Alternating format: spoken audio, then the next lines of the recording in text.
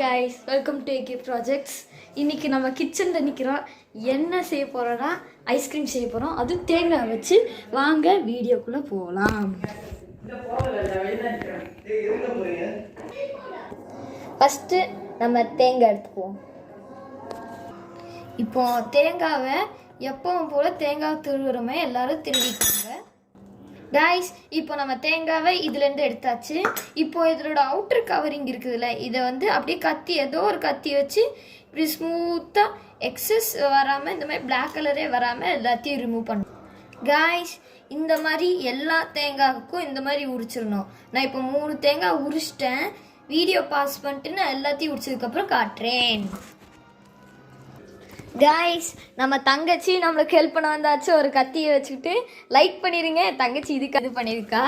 இன்னும் வெட்டி முடிக்கல, இன்னும் 2 தேங்காய் இருக்குது. இதை சீக்கிரமாக எப்படியாச்சும் முடிச்சே ஆகணும். வெட்டினதுக்கப்புறம் உங்களை கூப்பிட்ற மாதிரி. கைஸ், நம்ம எல்லா தேங்காயும் நல்லா அழகாக வெட்டி பாருங்க. சூப்பர், எல்லாத்தையும் க்ளீனாக வெட்டி முடிச்சாச்சு. இப்போ இதெல்லாம் ஒரு ஜாரில் போட்டு அரைக்கணும்.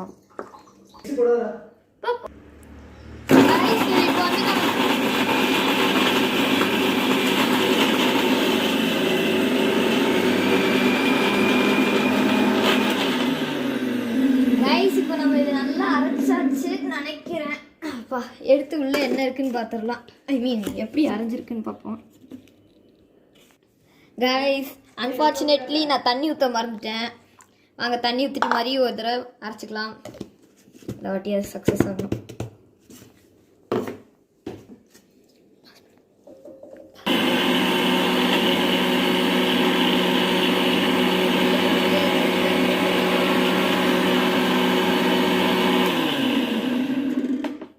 கைஸ், அரைச்சாச்சு.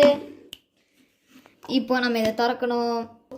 கைஸ், இதை உள்ளே கொஞ்சம் போட்டு மாதிரி ஒரு தடவை அரைச்சிக்கலாம். இது மேலே நிறைய தெரிச்சிருச்சு. நல்லா கேர்ட் மாதிரி வந்திருக்கும். இந்த மாதிரி வருது, நல்லா பார்த்துக்கோங்க. கேர்ட் மாதிரி வந்தால் தான் நம்மளுக்கு நல்லா ஐஸ்கிரீம் செய்யும்போது கரெக்டாக நம்ம சாப்பிட்ற அளவு இருக்கும். சின்ன வயசில் உங்கள் பெரிய பேரண்ட்ஸ் எல்லாம் கேட்டிங்கன்னா அவங்க இந்த மாதிரி குச்சி ஐஸ்லாம் சாப்பிட்டுப்பாங்க. நம்மளும் அந்த மாதிரி ஒரு குச்சி ஐஸ் தான் செய்ய போகிறோம். வாங்க போய் நம்ம ஜாரில் வைப்போம்.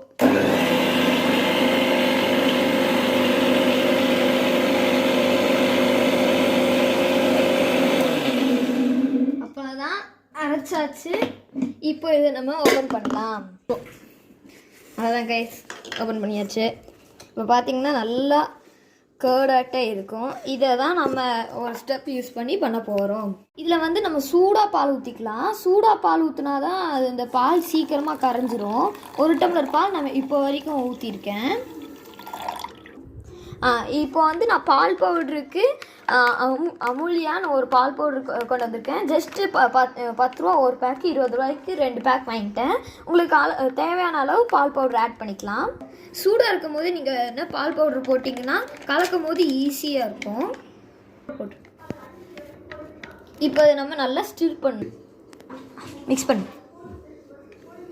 இப்போ நல்லா அது சூட்டுக்கு நல்லா மிக்ஸ் பண்ணுவோம். அது கட்டியாகவும் நிற்காது, சர்க்கரையும் ஈஸியாக கரைஞ்சிடும்.